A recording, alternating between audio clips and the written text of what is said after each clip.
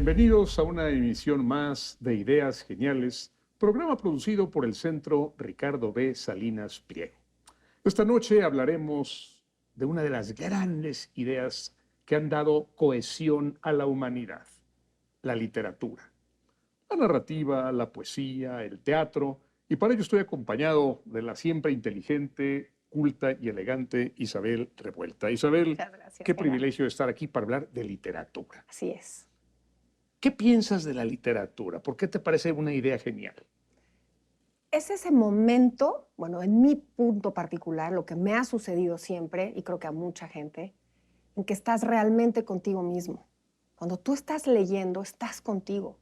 Te estás dando cuenta cómo reaccionas a una aventura, te estás dando cuenta cómo reaccionas a la idea de otro, te estás dando cuenta de un lugar que no conoces quizá, o que quizá conoces y estás recordando. Es esa perfecta manera de estar contigo mismo. Y eso a mí me parece una idea no genial, me parece una idea perfecta. Dice Mario Vargas Llosa que la gran ventaja de la literatura es que te ayuda a vivir vidas que tú nunca vas a vivir, que uno no puede vivir todas las vidas.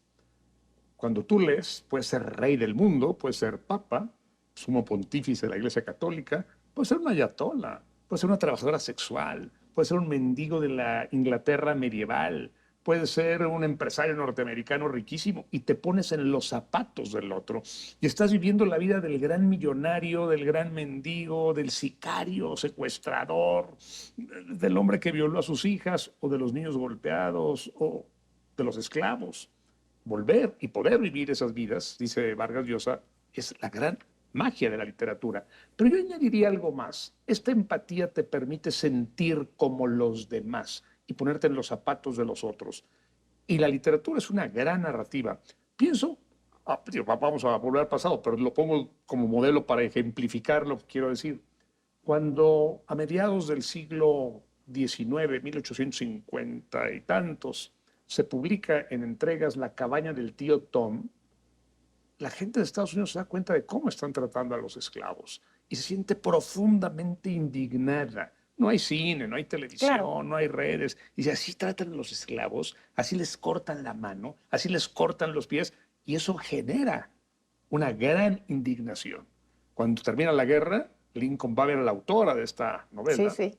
y le dice a la señora Vicker Stowe, dice, así que usted ocasionó una guerra con 600,000 muertos. Digo, la guerra no la ocasionó ella, Claro. pero su novela sacudió, cimbró. Y ese ha sido el papel de la literatura siempre. Claro, porque regresamos a los orígenes, ¿no? Esta civilización nuestra, cómo fue avanzando, cómo fuimos utilizando herramientas, domesticamos la agricultura, bueno, la naturaleza a través de la agricultura, domesticamos animales, y nuestra huella, esa huella de lo que traemos dentro, lo ponemos en la escritura, que ya habíamos hablado en otro programa. Pero literatura justamente viene de esa palabra en latín, litera, que hace referencia a esos acontecimientos. Tú dabas el ejemplo del siglo XIX en los Estados Unidos. Nos podemos ir a toda esa literatura que ha dado ejemplo y que es registro junto con la historia, porque dice mi querido Benito Taibo que sin literatura no hay historia.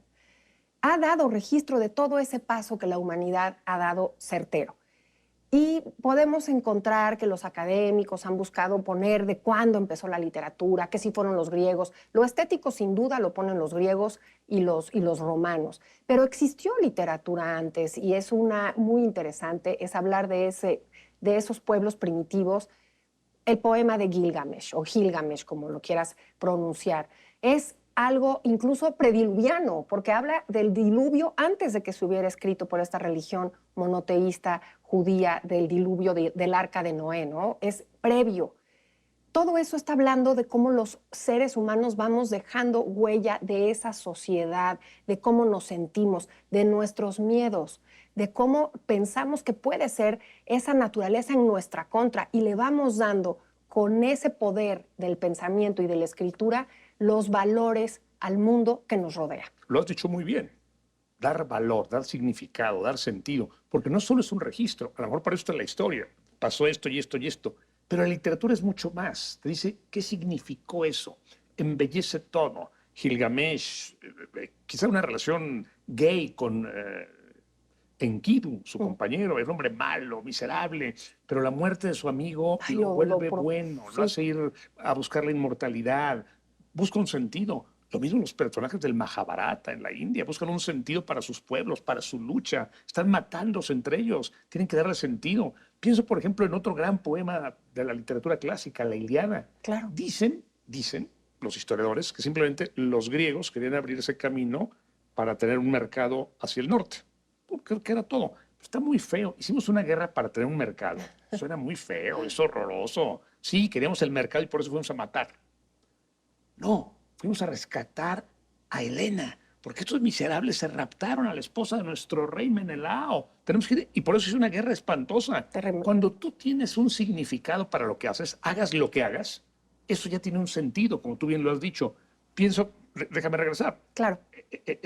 La guerra que, por ejemplo, está lanzando Putin no tiene ningún pretexto, no tiene ningún sentido. Le ha faltado narrativa, le ha faltado literatura. Vamos a invadir porque son nazis. No, no, no. Y todo el mundo está contra él y todo el mundo lo ve como un tirano horroroso. Le faltó literatura. Uno tiene que decir, vamos a rescatar a la mujer hermosa, a la doncella. Esa es la literatura. Porque finalmente son esos valores que tenemos los seres humanos y por los cuales vale la pena vivir o empiezas a cuestionarte con la literatura, porque eso es lo que tiene, vertir en palabras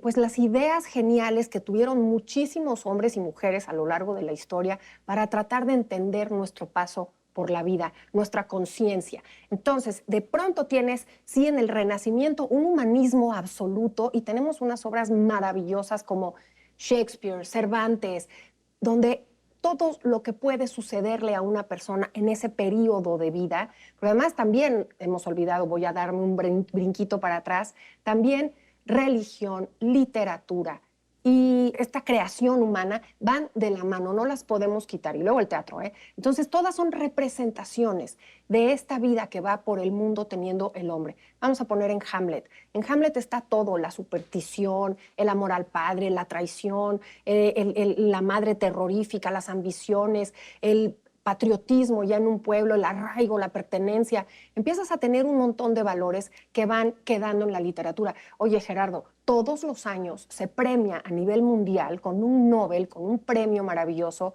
a esas letras, a esa creación literaria, al mismo nivel que los adelantos científicos, médicos. De ese tamaño es la importancia de la literatura. No, y fíjate, déjame volver un poquito atrás. Yo ahorita vuelvo a Shakespeare, y a Hamlet, y a Macbeth, y a todos estos grandes héroes de la literatura inglesa.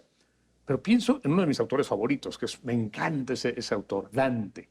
Dante crea toda una cosmología de qué va a pasar cuando nos muramos. Porque la religión es vaga, no, Dante te lo ponen reales. Hombres con cuernos, con trinches, con pezuñas, Sufrimiento. que huelen a azufre. Te portas mal, te van a estar quemando con fuego.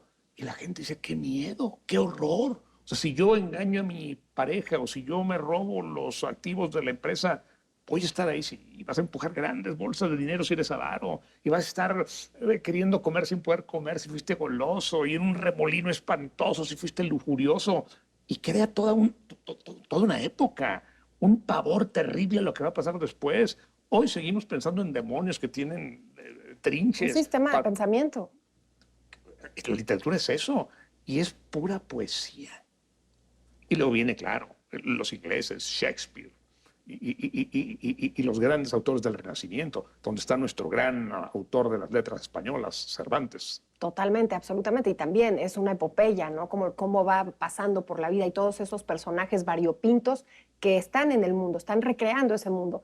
Y voy a brincar a un mundo del cual me gusta hablar siempre, que es Nueva España. Claro. Bueno, las letras de Sor Juana Inés de la Cruz. Imagínate no poder dedicarte a la universidad, mejor te vas a poner de monja porque te quieres dedicar justamente a beberte esos mundos, como decías al principio, Gerardo. Leer te lleva a muchísimos mundos. Y lo que quería Sor Juana era conocimiento, saber, pero no nada más saberse el conocimiento, sino crear. Esa chispa creadora en una mujer, hombre también pudo haber sido, pero el genio creador de la obra de Sor Juana es un edificio inmenso actualmente. Imagínatelo en ese siglo, en 1600, finales de 1600, ella muere en 1697, sus grandes obras son en la segunda mitad de ese siglo XVII.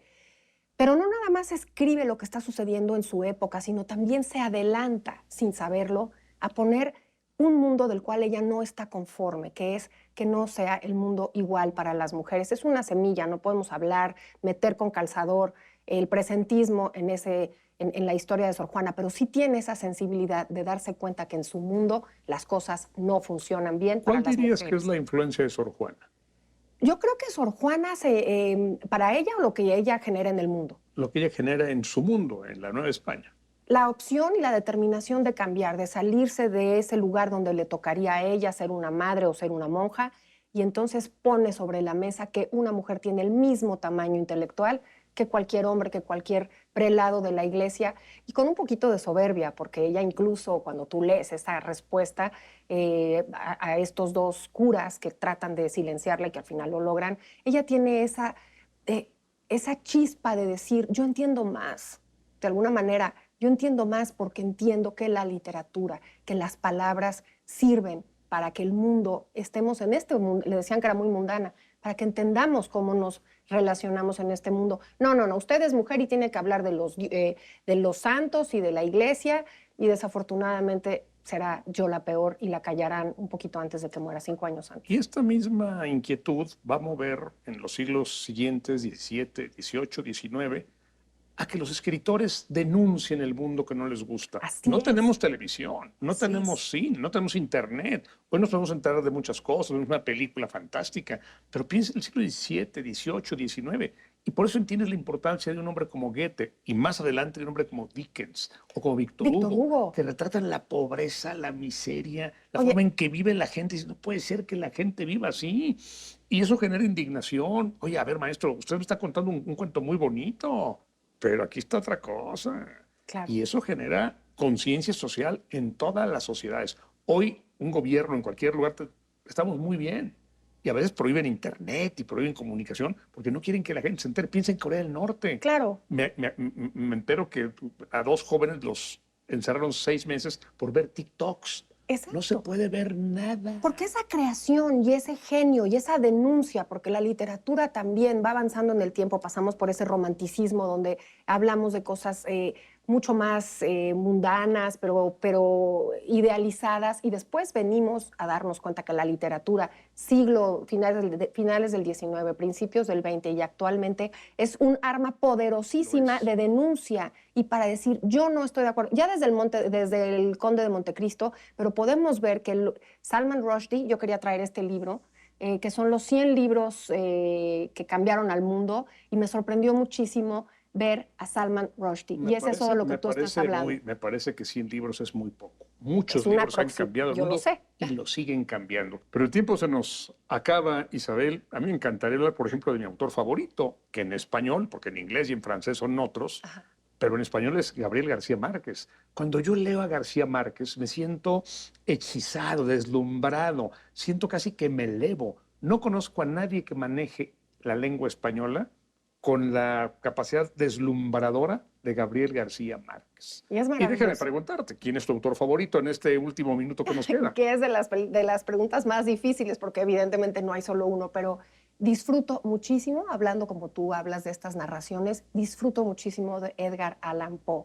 Me simbra, me hace pensar cosas terroríficas. ¿Qué me pasaría a mí si yo viera la dentadura de Berenice? O sea, es una cosa, a mí me gusta muchísimo Edgar Allan Poe, entre muchos otros, pero es muy difícil hablar de uno solo. Pero la literatura, Gerardo, qué idea genial que inventó el hombre. Que nos sigue dando sentido a la existencia tuya, mía y de todos nosotros. Pues terminó este programa producido por el Centro Ricardo B. Salinas Pliego, pero los esperamos el próximo domingo a la misma hora. Gracias por acompañarnos. Isabel, gracias por estar aquí. Gracias, Gerardo. Acompáñennos.